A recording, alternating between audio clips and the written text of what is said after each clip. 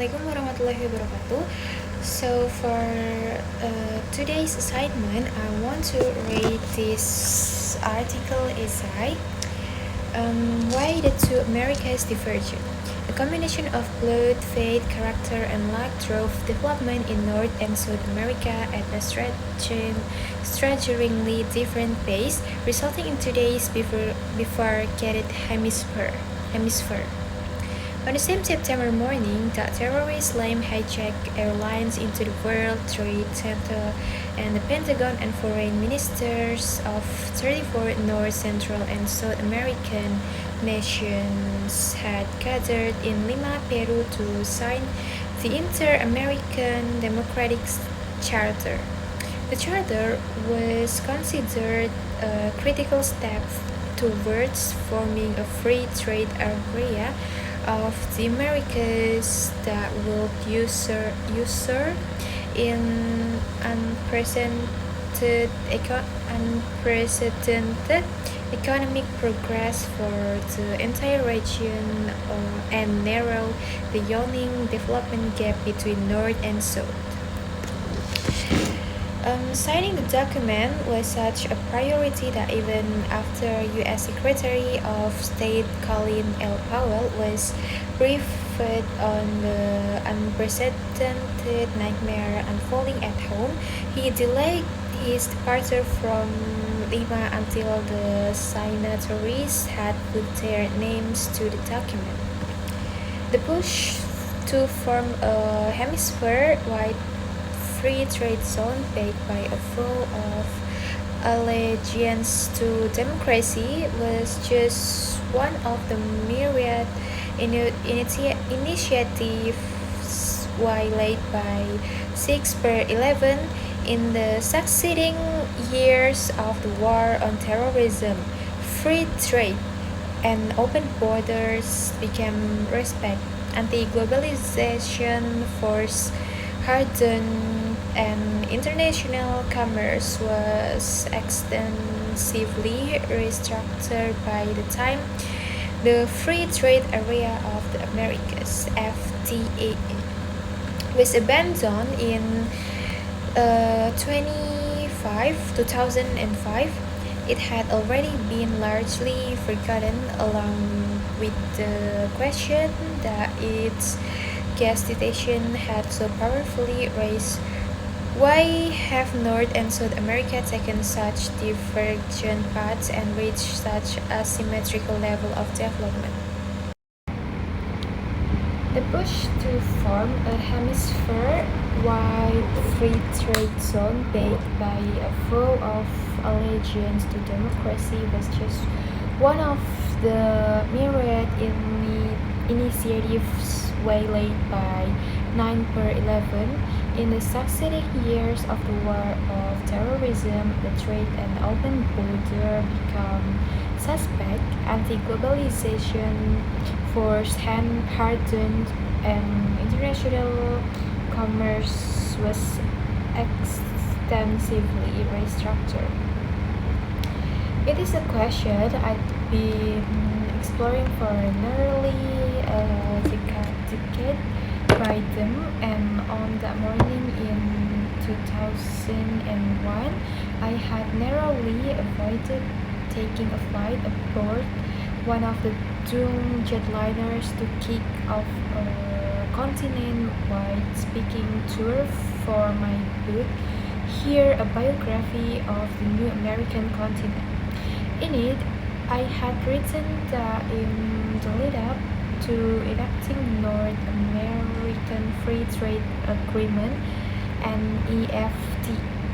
(NAFTA) in 1994, Mexican leaders contended that economic conditions along both sides of the U.S.-Mexico border were so historically out of proportion that signing the agreement was the only way to increase prosperity, decrease inequality, and limit illegal immigration.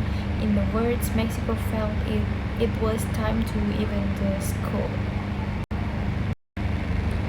In addition to book tour starting in infamous day, I was scheduled to call some of the delegates in Lima as a part of my work as the New York Times first international business correspondent for the Americas, a reflection of the perceived importance of a hemisphere-wide free trade zone. Latin American leaders were making many of the same arguments that Mexico had used to secure NAFTA. There was no denying the imbalance in the standards of living in the two halves of hemisphere.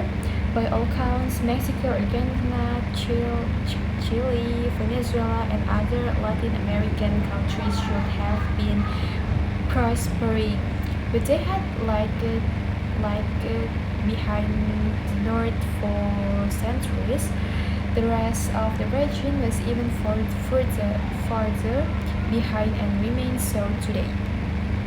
World Bank figures show GDP per capita in the North is 8 times higher than the South. 81.276 against 81,276 against 10,038.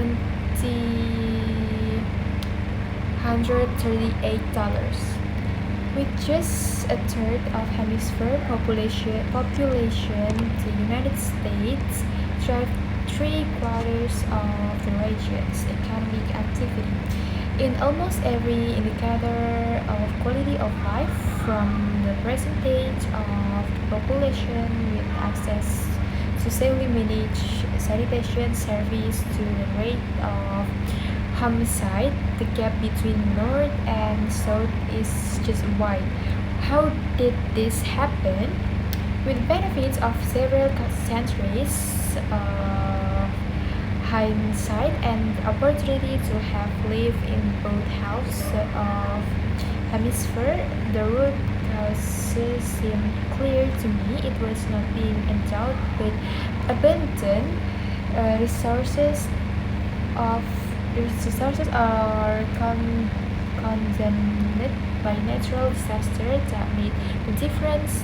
Rather, it was preordained confluence of good and fate, compounded by character and luck that drove development at strangely different paces, resulting in the bifurcated state of hemisphere we live with today.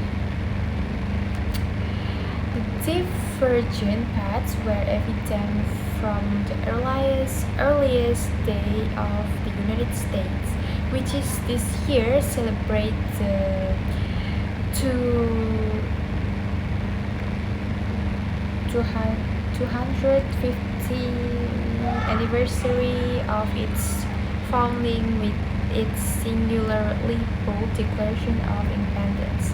Alexis de Tocqueville put great stock in what he called habits of heart, the civic engagement and community decision making that he believed had shaped the fledgling American democracy. He found scant evidence of such habit in Spain's new birth possessions, which even then he feared cannot maintain democracy. Thomas Jefferson's sketching of Spain's role in the New World was widely shared in the young republic. I fear the degrading ignorance into which their priest and kings have sunk. Jefferson wrote in 1811, just as Mexico and the other Latin American nations were beginning their struggles for independence.